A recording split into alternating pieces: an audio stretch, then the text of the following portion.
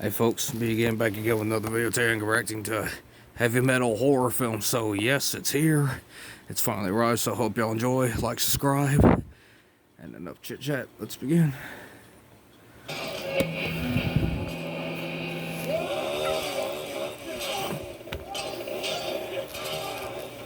Fix that real quick.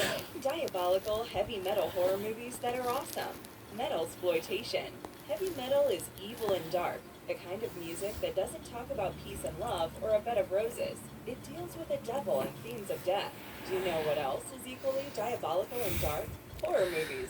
Heavy metal and horror share a symbiotic relationship, constantly shaping each other to provide a grotesque attitude and visceral imagery. They share and extend their common killing ground. The sharp music thrills your auditory senses, and this amplifies the horror received by your visual senses. The result is a heightening feeling of fright and terror. Metal and horror are a match made in hell.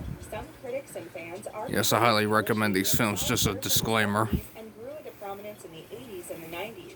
Just as how romance and comedy go perfectly hand in hand, heavy metal and horror come together to form an unholy bond called metalsploitation. In this video, we will talk about 11 movies with metal so heavy and horror so badass, you'll have to go to sleep with the lights turned on. Before we go into our list, we have a very small request. If you like our content, please support us by subscribing to our channel. This is a small click from you, but it means a lot to us. Thank you. Let's begin. Not this one though. I don't recommend that film. Nope. Lords of Chaos, 2018.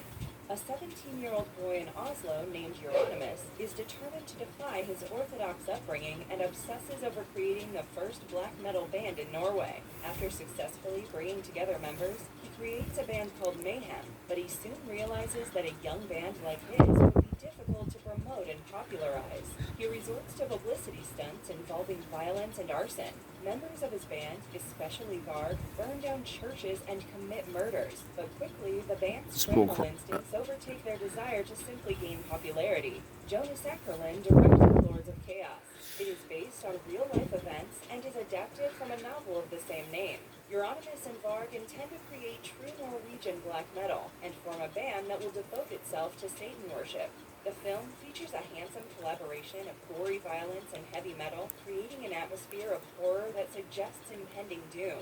Ackerlund successfully displays how an unstable adolescent mind operates when full of angst and frustration at their society. Euronymous and Varg share a love-hate relationship with black metal and experience a maniac high when promoting and popularizing their newly created subgenre of heavy metal. You're a fucking maniac. Am I evil? Yes, I am! The film is fared commendably in terms of its technical aspect too. The artistic principles of a horror film are as potent as the pop culture imagery presented, from music cues to poster art. When the band is not succumbing to fits of violence and rage, they're indulging in the great metal LPs of Metallica and Black Sabbath. Unsurprisingly, Lords of Chaos features original music by the real-life Mayhem band members, including songs Funeral Frog, Death Crush, and Pagan Fears, which were written by Euronymous and Necro Butcher. How was that concert tonight? What's the matter, son? I love you, Dad. Black Roses. Black Roses, never seen it. Damien and his I highly recommend this Black one. Roses Just stay the fuck away from Lords of Chaos. The townspeople do not know that the band is actually a Satanist sect, harboring the nefarious intent to turn the kids into zombies of the devil. As the band performs its dark music in a concert, the children enter a zombified trance, becoming pawns for the band who attempt to take over the whole of Mill Basin. All the headbanging comes to a standstill when the townsfolk realize what's going on, and Matthew Morehouse is a local teacher who leads them in an effort to stop the band from hell. Critics and fans are highly opinionated when it comes to Black Roses.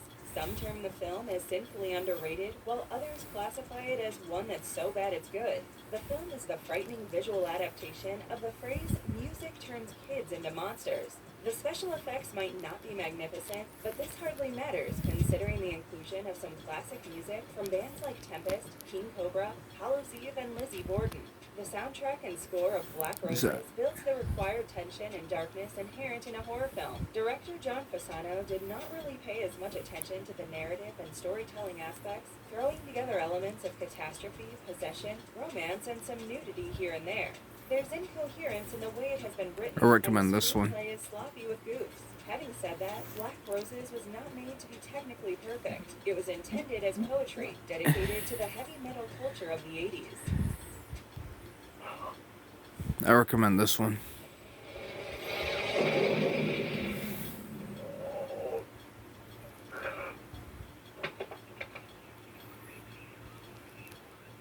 Trick or Treat, 1986. Trick or Treat centers on Eddie and his heavy metal hero Sammy Kerr. Eddie is a high school kid subjected to bullying every now and then. He is given one of Sammy's rare recordings by a local DJ called Nuke. Sammy passed away in a tragic fire sometime after recording the album. Eddie plays the recording, but somehow it is played backward, and somehow summons Sammy's ghost into the world. The vengeful spirit unleashes his wrath onto Eddie's bullies in the name of metal and revenge, embarking on a spree that leaves a pile of dead bodies. Singers Ozzy Osbourne and Gene Simmons play significant roles in this brutal and Sorry for scary shaking my heavy camera, metal horror, folks. and a band called Fastway provide the music. Director Charles Martin Smith successfully With Fast Eddie Clark and performances from Mark Price and Lisa Orgolini, who play Eddie and his girlfriend respectively. After watching Trick or Treat, you'll realize that the mildest thing about the film is its horror element. Do we now need to tell you how great the heavy metal is? This film is any metal lover's wet dream, or maybe a wishful nightmare. Interestingly, the film has some humorous and satirical elements, mocking the treatment of metal music and musicians by American society back in the 80s. Both heavy metal and horror films were treated by many as things that were corrupting young American minds. And this film was Martin Smith's answer to such accusations. no, this one looks good.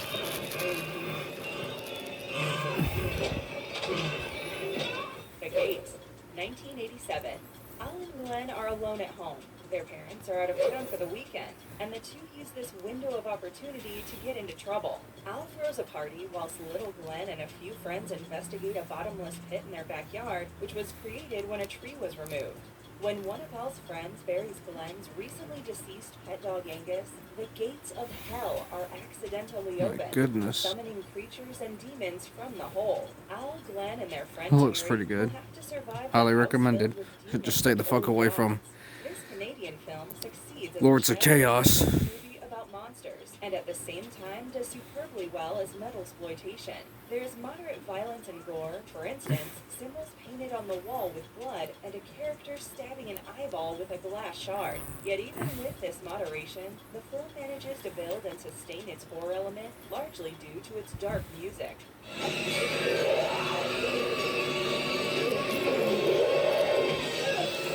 The film doesn't really build a story around heavy metal. The album referred to in the film acts as a part of the summoning. Though the heavy metal is sprayed all over the film, it has been well incorporated throughout and doesn't seem out of place in any of the sequences. Songs like Delusions of Grandeur and Everybody's Running are particular gems. No, I love this one.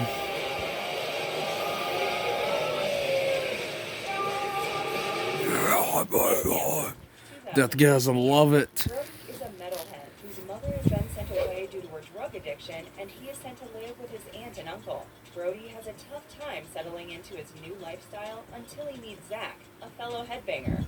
Their love for metal brings them closer, so much so that they form a band called Deathgasm. The duo recruit Dion and Giles to complete their band. Brody and Zach later break into the house of a metal superstar named Ricky Daggers and find a music sheet named The Black Hymn.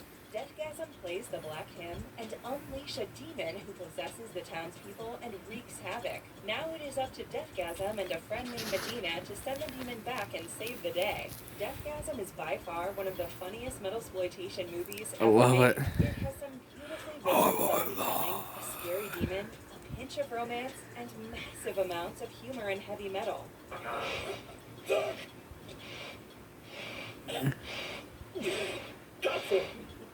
New Zealand has has provided several crowd-pleasing horror comedies, and Jason Lee Howden's Deathgasm takes a high spot on that list. We think it is hilarious when Orthodox Christians turn into zombies by listening to some very hardcore heavy metal and are killed using their own sex toys. The film's name tells the audience what to expect and delivers precisely that. Deathgasm is a laugh riot. It's like a volcanic eruption where gore and heavy metal music fuse together to create special effects used in the film are top-notch and complement all the head smashing and gut slicing.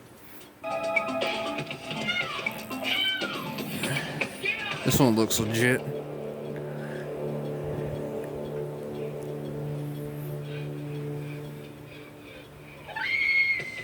Shock 'em Dead, 1991. This one looks good. Highly recommend it. And by night he works on his music. One day he gets a call for an audition with a band, but his boss refuses to give him a day off, so Martin quits his job. He goes to the audition, but fails spectacularly. Tells his boss to go fuck himself. Begging for a reinstatement. A jobless and penniless Martin comes across a strange woman who claims she knows voodoo and can solve his problems for a small price. Martin has nothing to lose and gives in to the woman. She stabs him in the heart, but Martin is resurrected and finds himself living with 3 hot women by his side, having gained the wondrous guitar skills. But all of this comes with a price. Martin has to kill people and eat their souls in order to remain alive. Martin re-auditions for the spot with the band, and this time he aces it. He soon falls in love with the bass guitarist's girlfriend, and his band becomes suspicious of his secrets. The cast's acting is a letdown, but the film on the whole doesn't disappoint. Mark Freed made this movie within a few years of the release of great films like Trick or Treat and Black Roses, but it went largely unnoticed. Because it was metal and it was the 90s. Written in just 3 weeks, and the whole film was shot in another 3 weeks. Shock 'em Dead has flaws that are hard to ignore, but it is definitely a fun watch. Love it. Little Thunder will leave you rock and rolling, but that's about it. Oh. Never seen my music again. Not here, not anywhere, Joe. Not anywhere else. Paradise, 1974. Swan is the wealthiest and most influential music producer of the time, and he is about to inaugurate a splendid rock palace called the Paradise. He wants a unique number to mark the beginning of his new enterprise, and he plans to steal the music of a musician called Winslow Leach. Winslow learns of this, and in his quest to find out why Swan has stolen his song, he is beaten up, framed for a drug trade, and put behind bars. However, Leach breaks out of prison and visits the Paradise, killing everyone who intends on helping Swan, except for a beautiful young singer called Phoenix. Leach attempts to exact his vengeance, only to find out that Swan looks like a good sold his film. soul Highly to the devil recommend it. 20 years ago. Leach now faces a dilemma. The film is a satire on the rock biz world, telling the familiar tale of corruption in the industry and exploitation of a gifted musician. It's basically a musical about rock and heavy metal music. Director Brian De Palma hired Paul Williams to create the dark and energetic numbers, and he was also cast as the film's villain, Swan. Some of the songs include Goodbye, Faust, Upholstery, Special to Me, Old Souls, Somebody Super Like You, Life at Last, and The Hell of It. Paul Williams was nominated for that year's Oscar in the category of Best Music, scoring original song score. Phantom of the Paradise is living proof why they should make more horror films spliced with heavy metal DNA. It doesn't quite rank as one of the great horror films, but in the metasploitation subgenre, it is definitely a classic. What do you mean? It's a fucking weak, cowardly sheep. There's no original ideas of his own. They're just blindly fools. Anyone's so fucking with them, blowing the fucking thing. Some in the Darkness, 2019. The film is set in 1988, and Alexis No, set in 1980. a heavy metal show along a highway. The girls stop at a local convenience store. Okay, heavy metal chicks. A televangelist called Pastor John Henry Butler. Butler is talking about the evils of heavy metal. Oh my gosh. A newspaper headline that reads "Teen slain in new satanic killing." The girls finally reach a grim rock rock show by a band called Soldiers of Satan, where they meet Mark, Ivan, Highly and recommend it. Kovacs. After the concert is over, the six of them go to Alexis's father's ranch in an isolated countryside. The house party soon becomes a slaughterhouse of sorts. Whatever you may have heard about this film, we urge you to forget it and watch it using a lens of metasploitation. We Summon the Darkness is a horror comedy that is extremely high on energy and is sheer fun throughout. Alexandra Daddario and Maddie Hassan give electrifying performances in this shockingly terrifying film. The music is engaging, both when the murders are happening and even when they're not. Director Mark Myers and writer Alan Trezza succeed in creating a decent musical psycho-thriller for the modern day. Their murder cult thriller manages to summon darkness in a brooding yet somehow funny way. The well-documented fear of heavy metal that built during the 80s and 90s is realistically shown, particularly in the televangelist's use of biblical references. But there's a lot of graphic content here too. For heavy metal fans out there, the band Soldiers of Satan perform Black Funeral by Merciful Fate in the film. Yes, their dad, you want me to sing? Daddy's killed her.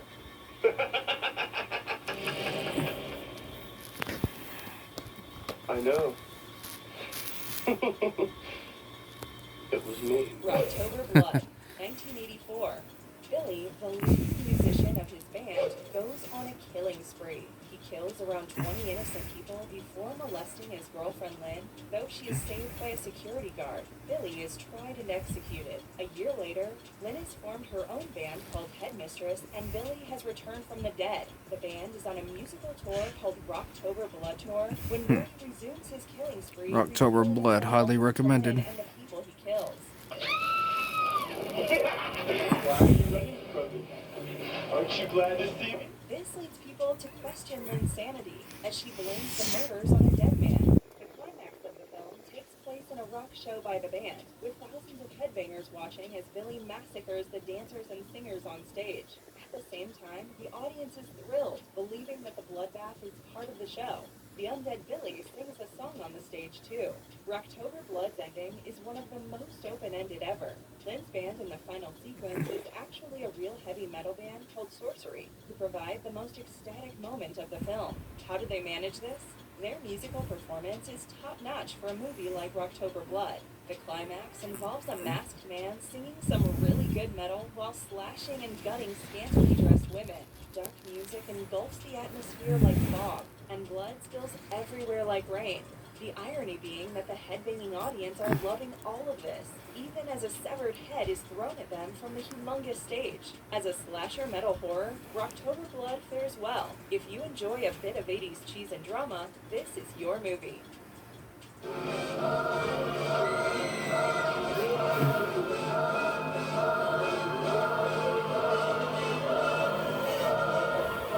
Rock and Roll Nightmare, 1987. A band called Highly recommended by the Rageaholic. in Canada in order to record some new music, unaware that it is home to some deadly demons. John's girlfriend Randy, Stick's girlfriend Luann, and Roger's new wife Mary visit the farmhouse with the three men. As the band gets busy recording the music, the demons also get to work, secretly killing the visitors one by one and possessing their souls until only John is left. The demons try and repeatedly fail to possess John's soul, and eventually the fallen angel Beelzebub appears, at which point John reveals that he is in fact the Archangel Intercessor. I am the intercessor. A battle between angels is imminent. You must be wondering why we've included a film with rock and roll in the title in a list dedicated to heavy metal movies. The great Canadian bodybuilder, singer, and composer John Micklethor stars as John Triton, aka Intercessor, providing the script and the music for the film too. The film doesn't deliver much in terms of acting or direction, which isn't surprising considering the low budget and the fact that almost everyone involved was an amateur. There's hardly any plot to the film.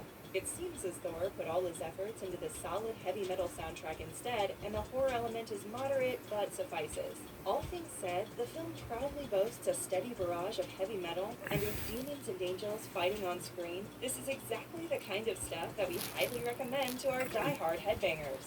If you guys enjoyed this Anyway, folks, hope you do enjoy. Like, subscribe, follow me on Amino, TikTok, and Discord, and God bless y'all for it. And I'll see you next video.